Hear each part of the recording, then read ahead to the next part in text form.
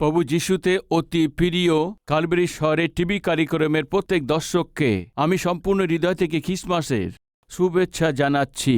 খ্রিস্টীয় কেন্দ্রিক খ্রিস্টমাস মানে খ্রিস্টীয়দের দিয়েছেন যে প্রেম, আনন্দ, শান্তিকে সমৃদ্ধির সহিত আপনার এই খ্রিস্টমাসে আপনি পান, আর আপনার পরিবারের প্রত্যেককে এই খ্রিস্টকে পরিত্রাতা হিসেবে গ্রহণ করে জীবিত ঈশ্বরের শেষ নিঃশ্বাস পর্যন্ত আপনি সেবা করুন। আশা করি আপনাদের প্রত্যেককেই খ্রিস্টমাসের শুভেচ্ছা।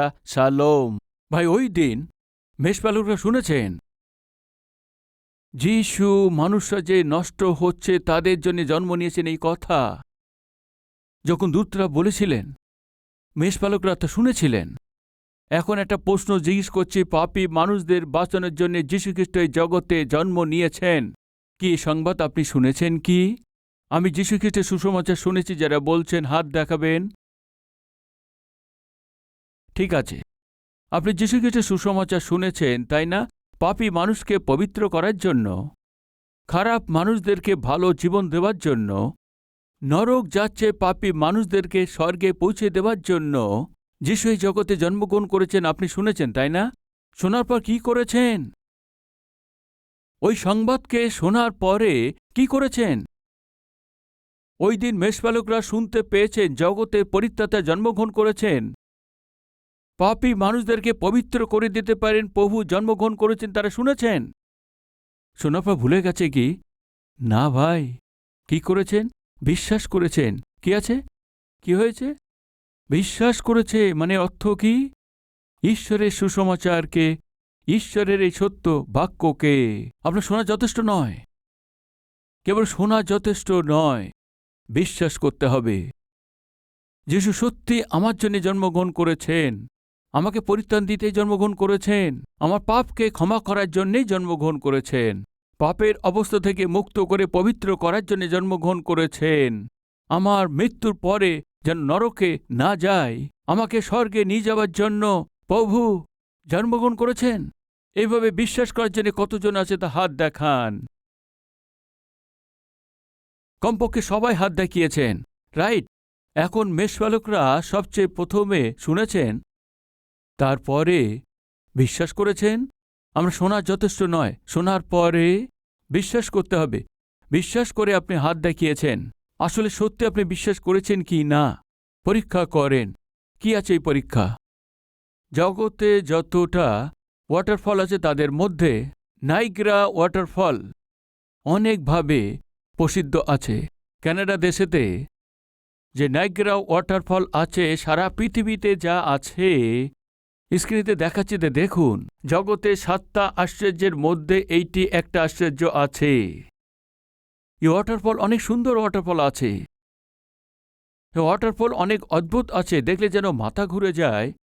ওই যে ওয়াটারফল দেখেছেন না, ঠিক এইভাবে তা রাখুন। আপনি দেখেছেন না? এই পাহাড় থেকে ওই পাহাড় পর্যন্ত একজন ব্যক্তি একটি দড়ি বেঁধেছেন। বাঁধার পর ওখানকার লোকদেরকে কি বলেছে জানেন কি? পর্যটকদের কি বলেছেন জানেন? এই পাহাড়ে যে দড়ি বাঁধা আছে ওর উপর দিয়ে হেঁটে আমি ওই পাহাড় পর্যন্ত, নাইগ্রা ফলের উপরে বাঁধা আছে এই যে দড়ি, দেখুন ওইভাবে দড়ি বেঁধে দিয়ে কি বলছেন? ব্যালেন্স করতে থেকে কি করবে বলছেন? ওই ওয়াটারফলস একদম ওখান দিয়ে পড়ছে সে খাইয়ের ভিতরে। ওই দেখুন পড়ছে ঠিক এইভাবে গভীরে, ওখান দিয়ে হেঁটে যাব বলছেন। ভাই, চলা কি হাউস বলবেন? পড়ে গেলে তো মারা যাবে ভাই, পড়লেই মারা যাবে। কিন্তু উনি যে করেছেন বলতে গেলে, ওখানে যে লোক ছিল তাদের বললেন এই পার থেকে ওই পার পর্যন্ত আমি দড়িতে হাঁটতে পারি, এভাবে বললেন। ওরা শুনেছে কি না? শুনেছে। শোনার পরে জিজ্ঞেস করেছে, তোমরা কি এটা বিশ্বাস করো? জিজ্ঞেস করলেন। তো লোকেরা এই কথা বললেন, বিশ্বাস করব যদি আমরা দেখি, তাহলেই তো বিশ্বাস করব। প্রথম আপনি হেঁটে দেখান, তারপরে আমরা দেখব, তারপর বিশ্বাস করব, এভাবে বললেন। তখন উনি বললেন, ঠিক আছে আমি হেঁটে দেখাবো। এইটাই বলে ওই যে দড়ির উপরে দিয়ে যাচ্ছে, আর নিচে অনেক বড় খাই, পড়লেই মারা যাবে এমন পরিস্থিতিতে ওই ব্যক্তি ব্যালেন্স করে ওই দড়ির উপর দিয়ে হাঁটতে হাঁটতে তিনি যাচ্ছেন। সবাই দেখছে আর তালি দিচ্ছেন। এখন চলতে থেকে ওই পারে পৌঁছানোর পর জিজ্ঞেস করলেন, ব্যাস কি জিজ্ঞেস করলেন? এখনই দেখলে না আমি দড়ির উপর দিয়ে হেঁটে এলাম, বিশ্বাস করছো কি? বলার পরে সবাই তালি বাজিয়েছে আর বলেছে আমি বিশ্বাস করেছি, আমরা চোখে দেখেছি, আমরা বিশ্বাস করেছি, এভাবে বলেছেন। তখন তিনি কি বললেন, যদি সত্যি তোমরা বিশ্বাস করেছো তো? প্রথম কি বললেন, আমি এখান দিয়ে যেতে পারি, এইভাবে বললেন। আর তার সবাই শুনেছেন, কিন্তু বিশ্বাস করেননি। কেন বিশ্বাস করেননি? যদি আপনি চলেন আমরা দেখে তা বিশ্বাস করব, এভাবে বললেন। আর ও গেছে। এখন এরা বিশ্বাস করেছে কি না আবার জিজ্ঞেস করলেন। এখন আমি এই দড়ির উপর দিয়ে হেঁটেছি, তাই না? কি আমি পড়ে গেছে কি আমার জীবন হারিয়ে ফেলেছে কি? তা নয়। এখন আপনাদের মধ্যে কতজন বিশ্বাস করেছেন বলতে গেলে এরা সবাই হাত দেখিয়েছেন, আমরা বিশ্বাস করেছি, আমরা বিশ্বাস করেছি, আমরা বিশ্বাস করেছি বলে হাত দেখিয়েছেন। তখন উনি বললেন, যদি সত্যি তুমি বিশ্বাস করেছ, ভরসা করেছ, তো আমি দড়ির উপর দিয়ে চলতে পারবো কি না? আমি না পড়ে গিয়ে আমি দড়ির উপর দিয়ে চলতে পারি, যদি বিশ্বাস করেছেন তো। বিশ্বাস যারা করেছেন, যদি একজন আমার কাঁধের উপরে বসেন, তাকেও আমি দড়ির উপর দিয়ে হেঁটে এখানে থেকে নিয়ে যাব বললেন। আর যদি আপনি ওখানে থাকতেন থেকে আমি বিশ্বাস করেছি যদি বলার পরে যখন আপনি ওই ব্যক্তিকে আমি কাঁধের উপর বসিয়ে আমি নিয়ে যাব, আপনি কি কাঁধে গিয়ে বসবেন? বসবেন কি? আপনি বিশ্বাস করেছেন না, আপনি বিশ্বাস করেছেন, ভরসা করেছেন, তাহলে বিশ্বাসকে কাজে রূপ দিতে হবে, তাই না? আসুন আমার কাঁধের উপরে বসুন বলার পরে কেউ আসছে না। আমি বিশ্বাস করছি বলেছে না, বিশ্বাস করছেন তাহলে তো কাজে দেখাতে হবে, তাই না?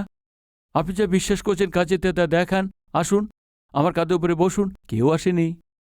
ইতিমধ্যে একটা ছোট সন্তান এসছে। আমি বসবো বললেন, ঠিক আছে এসে বসো। ছোট বাচ্চাটিকে কাঁধে বসে নিয়েছেন। ওই ছোট ছেলেটি কাঁধের উপরে বসে গেছে। ওই বাচ্চাটাকে নিয়ে চলতে চলতে ওই কাঁধের উপরে বসে নিয়ে চলতে চলতে ওপারে চলে গেছেন, আবার পিছিয়ে এসছেন। কিছুই হয়নি, শান্তির সঙ্গে গিয়েছেন, শান্তিভাবে ফিরে এসেছেন, ছেলেটিকে নামিয়ে দিয়েছেন। চারদিক দিয়ে ছেলেটির জন্য হাততালি দিয়েছেন, তাকে আদর করেছেন। আরে ছোট সন্তান, তুমি তো বাচ্চা নেই, ভালো বড় আছো, এইভাবে তাকে যত্ন করেছেন। এইভাবে যখন যত্ন করছে তো একবারই থাকতে পারেনি, জিজ্ঞেস করলেন, আরে বাবু, আমরা এত বড় হয়ে গেছি, আমরা বিশ্বাস করেছি বলেছি, কিন্তু তোমার মতো সাহস দেখাতে পারিনি, সেখানে গিয়ে বসতে পারিনি, তুমি কিভাবে সাহস পেলে? বলার পর ছেলেটি বলছে, আমি সাহস করব না, তাহলে কার হবে? ওইটাই সাহস কিভাবে পেলে? কিভাবে পেয়েছি মানে? ও আমার পিতা আছে এই জন্য। কি বললেন? ও আমার পিতা আছে এই জন্য বিশ্বাস করেছি। সে আমার পিতা আছে এই জন্যই তার কাঁধে উপরে বসেছি। আমি তার পুত্র আছে এই জন্য আমিও তার সঙ্গে অদ্ভুত সাহসকে পেয়েছিলাম। শুনুন, সুসমাচার খেয়ে দূত মেষপালকদেরকে শুনিয়েছেন, আর তারা শুনেছিলেন। দ্বিতীয়, বিশ্বাস করেছেন। বিশ্বাস করার পরে এরা কি করেছে জানেন কি? এদের ভেড়া পালকে রেখে দিয়েছেন, তাদের ক্ষেতকে ছেড়ে দিয়েছেন। ছেড়ে দেওয়ার পর শুনেছেন এই জন্য, যা শুনেছে সেটা বিশ্বাস করছে এই জন্য, যা বিশ্বাস করছে ওটা তাহলে কি করবে? কার্যে রূপ দিতে হবে। কি আছে সেই কার্য? তাদের ভেড়াকে ছেড়ে দিয়ে, ক্ষেতকে ছেড়ে দিয়ে যিশুর সঙ্গে সাক্ষাৎ করতে হবে। আশা করেছেন প্রিয় ভাই ও বোন, আপনার একটা প্রশ্নের উত্তর শুনতে গিয়ে আপনার হাত দেখিয়েছেন। আমি শুনেছি যিশু জগতে পরিত্রাতা আছেন, জগৎকে পরিত্রাণ দিতে তিনি জন্মগ্রহণ করেছেন, শুনেছি। পাপীকে পবিত্র করার জন্য ও জগতে এসছে, আমি তা শুনেছি। আপনি শুনেছেন, তা বিশ্বাস করেছেন কি? বিশ্বাস করেছি বলে হাত দেখিয়েছেন, তবে আপনি বিশ্বাস করেছেন তো? প্রভুর কথাকে কার্য দেখাতে হবে না? ওই সুসমাচারকে আপনি গ্রহণ করেছেন, বিশ্বাস করেছেন তো আপনার জীবন প্রভুর হাতে দিতে হবে, তাই না? প্রভুর হাতে রাখতে হবে, তাই না? প্রভু, আপনি পাপ ক্ষমা করার জন্য জগতে এসেছেন, এই জন্য আমার এই পাপকে ক্ষমা করুন, এভাবে প্রার্থনা করতে হবে না? পাপী মানুষদেরকে পবিত্র করার জন্য আপনি জগতে এসেছেন শুনে আপনি বিশ্বাস করেছেন না? তবে আপনার পাপময় জীবনকে পবিত্র করার জন্য প্রভুকে বলতে হবে না? আপনি কেন তা বলেননি? আপনি আজ দিন পর্যন্ত যে পাপময় কার্য করেছে সেই বিষয়েতে প্রভু আপনি ক্ষমা করুন কেন ভেবে বলেননি? এই পাপময় জীবনকে আমাকে দূর করে দিন, পবিত্র করে দিন, ঠিক এভাবে কেন প্রভুর কাছে প্রার্থনা করেননি? আমি আপনাকে জিজ্ঞেস করছি। ভাই, আমার 11 বছর ছোট বয়সেতে সিগারেট পান করা শুরু করি, বিড়ি পান করা শুরু করি, আর সিনেমা দেখা তা শুরু করি, জুয়া খেলা শুরু করি। পয়সার জন্য জুয়া খেলতাম, সবসময় ঝগড়া অশান্তি করতাম। সন্ধ্যা হলে আমাদের ঘরের উপরে বহু লোকরা লড়াই ঝগড়া করতে চলে আসতেন। ওদের সবাইকে আমার মা ঠিক করে রাখতেন। অনেক যন্ত্রণা ভোগ করতেন। আপনার ছেলে এমন করেছেন, ওই ছেলেটাকে মেরেছেন, আমাদের ঘরে ঝগড়া করেছেন, আক্রমণ করেছেন। এই ঝগড়াতে আমার মা যন্ত্রণা পেতেন। এদের সবার বুঝিয়ে পাঠিয়ে দেবার পরে আমাকে দেখে খাদ্য, পুত্র পুত্র, এ কি, আমি জন্ম দিয়েছি তোমার মতো অকাজেরকে জন্ম দিয়েছি। আসলে তুমি যদি আমাকে জন্মগ্রহণ না করতে অনেক ভালো হতো, এই বলে আমার মা কাঁদতেন। কেননা বলতে গেলে পড়াশুনো ছেড়ে দিয়ে নিজের ইচ্ছা মতো চলতাম। ছোট বয়সে পাপময় জীবনযাপন করে নষ্ট হয়ে গিয়েছিলাম। যখন নষ্ট হয়েছে আমার মা দেখে আমাকে বলতেন, শোনো, ঈশ্বরও তোমাকে ঠিক করতে পারবে না, তুমি এতটা নষ্ট হয়ে গেছো। যদি তুমি জন্ম না নিতে ভালোই হতো, আমার মা বলতেন। যুবক ভাইয়েরা, আজকে কেউ আমাদের মধ্যে আছেন কি? স্বামীরা, স্ত্রীরা, আজকে আমাদের মধ্যে কেউ আছেন কি? আমি করেছি তোমার মতো অকাজের লোকের সঙ্গে বিয়ে, তুমি আমাকে নরক দেখাচ্ছ। আমি করেছি তোমার মতো রাক্ষসীর সঙ্গে বিবাহ করেছি, তুমি আমাকে নরক দেখাচ্ছ। এইভাবে স্বামী স্ত্রী একে অপরের উপরে রাগ হিংসাকে দেখাচ্ছ কি? হতে পারে তোমার সেই যুবক ভাই বোন, তোমার পিতা মাতা হয়তো বলছে, কেন তোমাদের আমি জন্ম দিয়েছি? আমি জন্ম দিয়েছি তা তোমার মতো কেন জন্ম দিয়েছি? তোমরা আমাকে খাদাচ্ছ, আমাকে নরক দেখাচ্ছ। এইভাবে জন্ম দিয়েছে পিতা মাতাকেই। কাঁদানোর তুমি সে মেয়ে আছো কি, পুত্র আছো কি? তবে শুনুন, তোমাদের আগে আমি ওই রাস্তাতে গেছি। মাকে আমি বহুত কাঁদিয়েছি, অনেক দুঃখ দিয়েছি। আমার মা বলতেন, আরে ঈশ্বর তোমাকেও ঠিক করতে পারবে না। এমন সময়তে যীশু খ্রিস্ট জীবনকে ঠিক করে দিতে পারেন।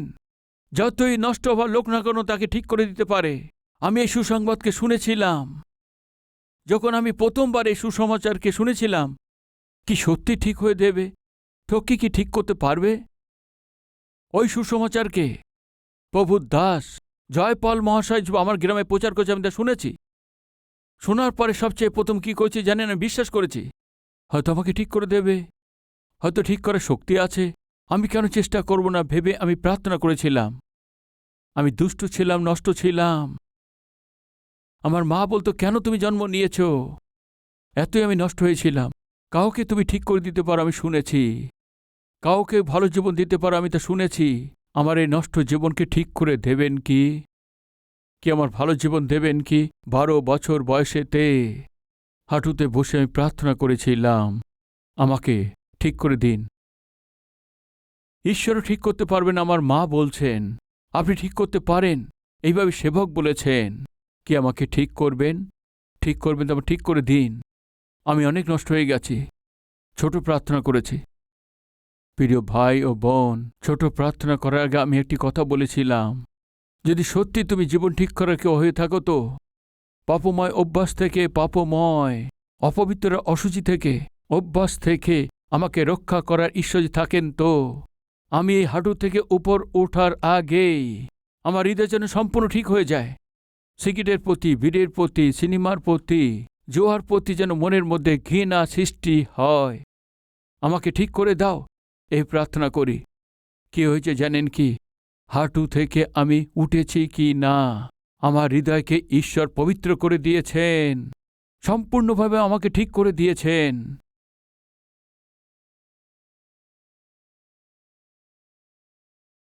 আমার মধ্যে পরিবর্তন ছিল। তখন মা বলতেন, আমার গর্ভে কেন জন্ম নিয়েছ? পরিবর্তন হয়ে যখন আমি এই পর্যন্ত এসছি, এমন অদ্ভুত পুত্রকে আমি জন্ম দিয়ে আমি ধন্য হয়েছি। মায়েরা, বাবারা, আপনার সন্তানদের যদি পরিবর্তন দেখতে হয় তাহলে একটি রাস্তা আছে, প্রভুর উপস্থিতিতে তাকে নিয়ে আসুন। আপনার স্বামীর মধ্যে পরিবর্তন আসতে গেলে, আপনার স্ত্রীর মধ্যে পরিবর্তন আসতে গেলে মাত্র একটি রাস্তা আছে। নষ্ট হচ্ছে তাদেরকে ঠিক করার জন্য প্রভুর উপস্থিতিতে নিয়ে আসুন। প্রিয় ভাই ও বোন, আপনার জীবনে আপনার পাপকে যে আপনাকে ঠিক করতে দিচ্ছে না, যে পাপের অভ্যাসে আপনার জীবনকে সুখ ছাড়া, শান্তি ছাড়া করে দিচ্ছে, যে অপবিত্রতা, অবৈধ সম্বন্ধ স্বামী স্ত্রীর মধ্যে একতাকে দূর করে দিয়েছে, যে মন্দ অভ্যাস আপনার পড়াশোনাকে নষ্ট করে দিয়েছে, আপনার ভবিষ্যৎকে নষ্ট করে দিয়েছে, ওইটাকে যদি আপনি ছেড়ে দেন তো আজকে আপনি ভালো হয়ে যাবেন। ওই দিন ওরা শুনেছে বিশ্বাস করেছে আর তৃতীয় কাজটি ছেড়ে দিয়েছেন। কি ছেড়ে দিয়েছেন?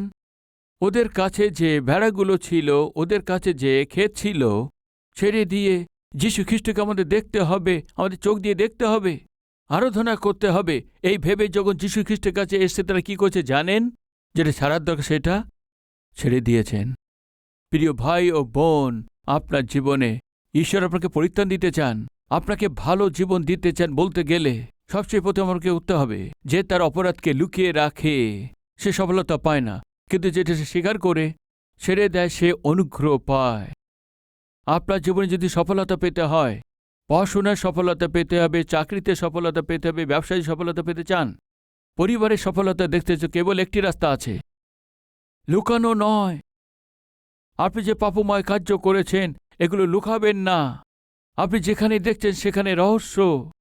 স্ত্রীকে লুকিয়ে স্বামী অনেকভাবে সে রহস্য জীবনযাপন করছেন।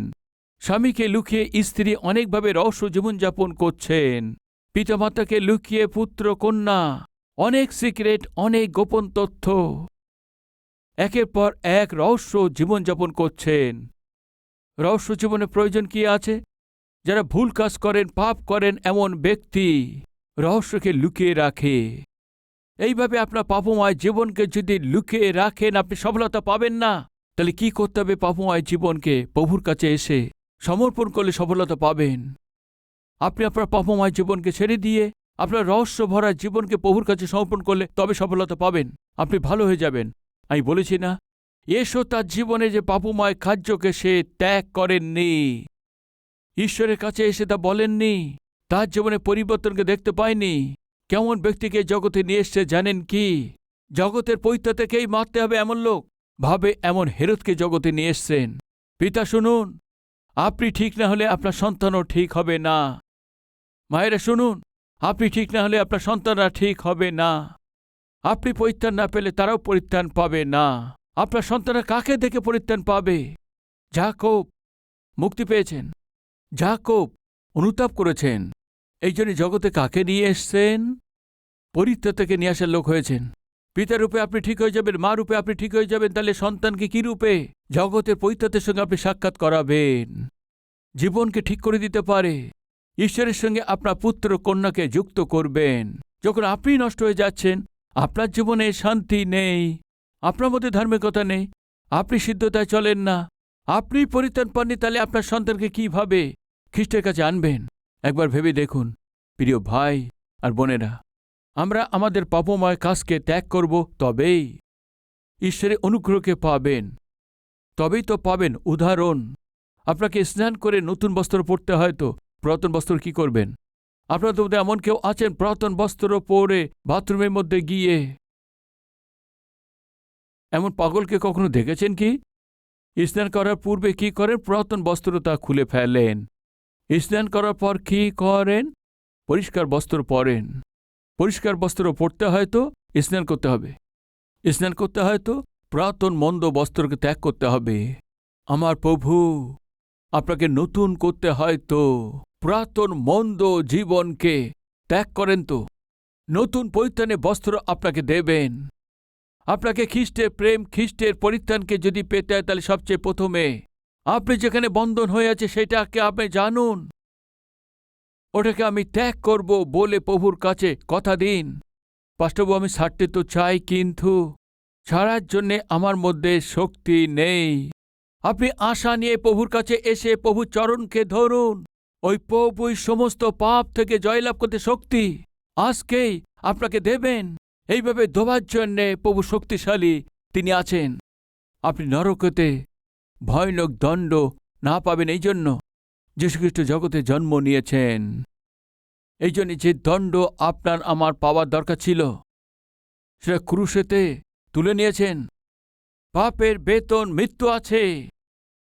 আপনার আর আমার স্থানেতে যিশু মারা গেছেন, কারণ জানেন আপনি জীবিত থাকবেন। আপনি ঈশ্বরের সন্তান হিসেবে জীবনযাপন করুন। আপনাকে নরক থেকে রক্ষা পেয়ে স্বর্গে যেতে হবে। সমস্ত পাপ থেকে মুক্তি পেয়ে যত সময় জগতে আপনি থাকবেন পবিত্র জীবনযাপন করবেন। এই জন্য ধার্মিকতায় জীবনযাপন করবেন, একমাত্র আশা। আর ওই আশা নিয়ে যীশুখ্রিস্ট জগতে জন্ম নিয়েছেন। জন্ম নেওয়ায় নয়, আপনার আমার জন্য।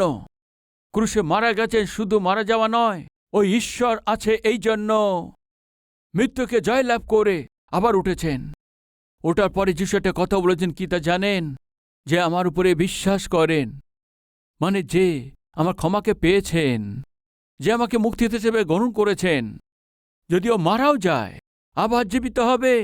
কেননা আমি মৃত্যুর পরে আবার জীবিত হয়েছি।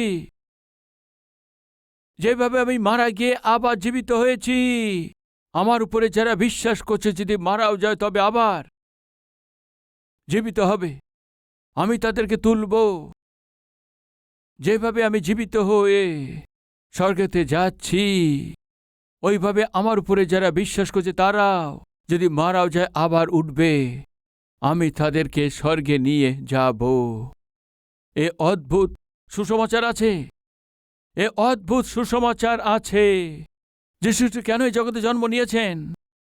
অর্থপূর্ণ এই সুসংবাদ। আমি জিজ্ঞেস করছি প্রিয় ভাই বোন, ঈশ্বর মতো আপনি অভিশাপের জীবনযাপন করে এই জগতে অভিশাপ বংশধরকে রেখে যাবেন? যাকবের মতো আপনার সে পাপকে স্বীকার করে আজকেই আপনার জীবনকে প্রভুর কাছে সমর্পণ করে আশীর্বাদদায়ক হবেন। আপনার পরিবারের জন্য, আগামী বংশধরের জন্য আশীর্বাদদায়ক ব্যক্তি হবেন, এটা আপনার হাতেই আছে। এসো ব্যভিচারী ছিলেন, পাপী ছিলেন, কখনো তার পরিবর্তনকে সে চায়নি। হেরোদের মতো দুষ্ট লোককে জগতে নিয়ে এসছেন। যাকবও ভালো ব্যক্তি ছিলেন না, কিন্তু একদিন তার ভুল স্বীকার করেছেন, অনুতাপ করেছেন, ঈশ্বরের হাতে তার জীবনকে সমর্পণ করেছেন, আশীর্বাদকে পেয়েছেন। আমাদের মধ্যে সে যে কেউ হোক, প্রভু আমার সন্তান যেন নষ্ট না হয়, আমার সন্তান যেন নষ্ট না হয়। আজকে আমার জীবনকে আপনার হাতে সমর্পণ করে আপনার আশীর্বাদকে পেয়ে আগামী বংশধরের জন্য, সন্তানদের জন্য আশীর্বাদদায়ক হব। এমন নির্ণয় আপনি যদি নেন তো আপনার দ্বারায় আপনার পরিবারের আশীর্বাদ পাবে, আর সন্তানের আশীর্বাদ পাবে। নয়তো আমি আমার নিজের ইচ্ছা মতো চলব। আর যদি আপনি ভাবেন তো আমার নিজের ইচ্ছে মতো চলব, যিশুকে আমি চাই না, সে জন্ম হোক বা না হোক আমার কি আছে, এইভাবে হেরোদ বাধাপ্রাপ্ত হয়েছেন, খ্রিস্টকে অপমান করেছেন, খ্রিস্টকে শেষ করে দেবে ভেবেছিলেন। ওই বছরেই, যে বছরে ও পরিত্রাণ পাবে, ঈশ্বর তাকে সুযোগ দিয়েছিলেন। ওই সুযোগকেও গ্রহণ না করেও তিরস্কার করেছিল। মারা গেছে ভাই, রোগ আক্রমণে মারা গেছেন, তার শরীর একদম নষ্ট হয়ে গেছে, পুরো দেহতে ক্ষত হয়ে গিয়েছিল, কিডনি খারাপ হয়ে গেছে, মাথা থেকে শুরু করে পা পর্যন্ত ওরে অসুখকে সহ্য করতে পারেনি। শেষে হেরোদের কি হয়েছে জানেন কি? পাগল হয়ে গেছিল, মেন্টাল হয়ে গেছে, চিৎকার চেঁচামেচি করা অদ্ভুতভাবে চলছিল। সম্রাট হেরোদের কি নাম দিয়েছে জানেন কি? মহান সম্রাট। কিভাবে মারা গেছে জানেন? নিশ্চয়ভাবে মারা গেছেন। শেষে ওকে যে আহাত দিতে, সে আহাত দেওয়ার লোক এসে বলছেন, হেরোদের গায়ে দিয়ে গন্ধ আসছে, এইটা বলে খাবারকে বাইরে ফেলে দিতেন। এমনভাবে ও মারা গেছেন। কারণ জানেন কি? তার ঘরেতে এসে সুসংবাদ, ভাই ঈশ্বর পণ্ডিতদেরকে পাঠিয়ে দিয়েছিলেন, ভাই যাও গিয়ে হেরোদকে বলো আমি জন্ম নিয়েছি, তাকে পরিত্রাণ দেব। হেরোদ কি বলেছেন পণ্ডিতদের জানেন কি? তোমরা গিয়ে যিশু কোথায় জন্মগ্রহণ করেছে দেখে আমাকে বলবে, তারপরে আমি গিয়ে তাকে তার আরাধনা করব বললেন। তারপরে আজকে আমাদের মধ্যে কেউ আছেন কি? আজকে নয়, পরে। আজকে আমি যীশু খ্রিস্টের কাছে ক্ষমা চাইব না, আজকে আমি যীশু খ্রিস্টকে পরিত্রাণকে নেব না, আজকে আমার জীবনকে ঠিক হয়ে যাবে প্রার্থনা করব না, পরে দেখা যাবে মারা গেছে ভাই। ও যে করেছে তার পাপের জন্য, তার ভুলের জন্য, তার ঠকানোর জন্য ঈশ্বরের দণ্ড তার উপরে এসে পড়েছে। প্রিয় ভাই ও বোন, কে তা জানে? আপনি যে সুসংবাদ শুনছেন, হয়তো এইটা আপনার জীবনে হয়তো শেষ সুসমাচার আছে। আর হতে পারে এই অদ্ভুত সুসংবাদ আর শুনতে পাবেন না। দ্বিতীয়বার পরিত্রাণ পাওয়ার জন্য, জীবনকে ঠিক করার জন্য, জীবনকে ভালো করার জন্য হয়তো আর সুযোগ পাবেন না। বাইবেল তা বলে আজকেই পরিত্রাণের দিন, আজকেই জীবনকে প্রভুর কাছে সমর্পণের দিন আছে। ঈশ্বর মতো অভিশপ্ত জীবনযাপন করে অভিশাপের মতো সন্তানকে পৃথিবীতে ছেড়ে যাবেন, না যাকবের মতো অনুতাপ করে জগতে পৈত্রতাকে গ্রহণ করে জগতে পৈত্রতার বিষয়ে জগৎকে বলবেন। সত্যিকে জানার পরে জ্যোতিষীরা যিশুর আরাধনা করে গেছে আর স্বর্গের আশীর্বাদ পেয়েছেন। যিশু সুসংবাদ শোনার পরে না বলেছেন, অস্বীকার করেছেন, মাটিতে মিশে গেছে। আজকে আপনি কি করবেন? আপনার হাতেই। ভাই শুনুন, একটা ছেলে তার মাস্টারের কাছে, তার স্যারের কাছে গিয়ে তার নিজের হাতে প্রজাপতিকে ধরে নিয়ে এসছে। কি আছে? প্রজাপতি। স্যার, একটা প্রশ্ন, কি আছে? আমার হাতে একটি প্রজাপতি আছে।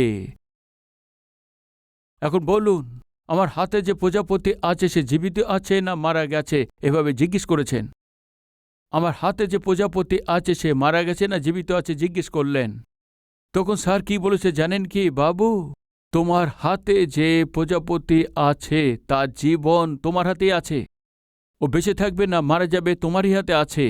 এ কি আছে স্যার? কিছু না বাবু, তোমার মুঠোতে যে প্রজাপতি আছে আর আমি যদি বলি জীবিত আছে, তাহলে তুমি কি করবে?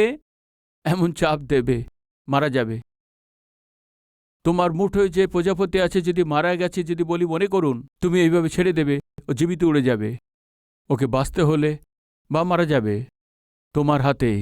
প্রিয় ভাই ও বোন, আপনি স্বর্গেতে যাবেন বা নরকে যেতে চান, জীবিত থাকতে চান বা আপনি নরকে যেতে চান, এ আপনার হাতেই আছে। আপনাকে পরিত্রাণ দিতে জগতে এসে আপনার উপরে যে দণ্ড ছিল সমস্ত দণ্ড প্রভু নিয়ে ক্রুশের উপরে প্রভু কি করেছেন? আমার উপরে বিশ্বাস করলে যথেষ্ট। আমি আমার জীবন দিয়ে তোমাদেরকে প্রেম করেছি, তোমার পাপময় জীবন আমার ক্রুশে তুলে নিয়েছি। বিশ্বাস করলে যথেষ্ট, গ্রহণ করলেই যথেষ্ট। দুহাত জড়ো করে, প্রভু আমি যা পাপময় কার্য করেছি আমাকে ক্ষমা করুন, আমাকে পুত্র কন্যা হিসেবে আমাকে গ্রহণ করুন, এই প্রার্থনা করলেই যথেষ্ট। আমি তোমাকে ক্ষমা করে দেব। মৃত্যুর পরে আমি তোমাকে স্বর্গে নিয়ে যাব, এটাও তোমার মুশকিল আছে কি? হতে পারে আপনার জীবনে এই সুসংবাদ পেয়েছ, শেষবারের মতো পরিত্রাণ পাওয়ার জন্য সুযোগ পেয়েছ। আপনি যেখানে আছেন, যে অবস্থায় আছেন, হাঁটুতে আসবেন। আসুন প্রার্থনা করি।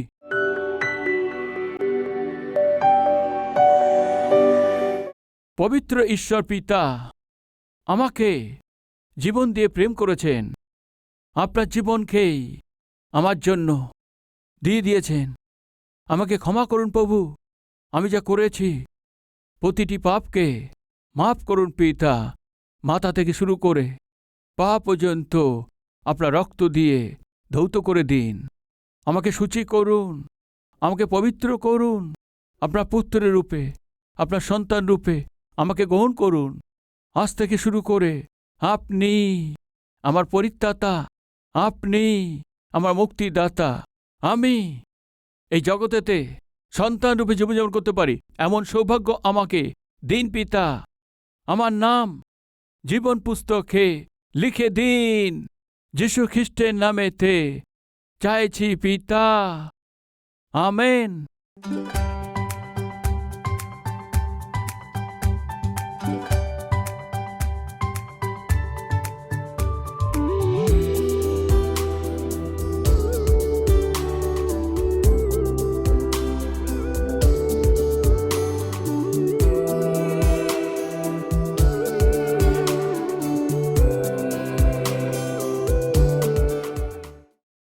আমাদের ঠিকানা কালভেরি, পোস্টবক্স নম্বর 30, কুকুটপল্লী, হায়দ্রাবাদ 72, তেলেঙ্গানা।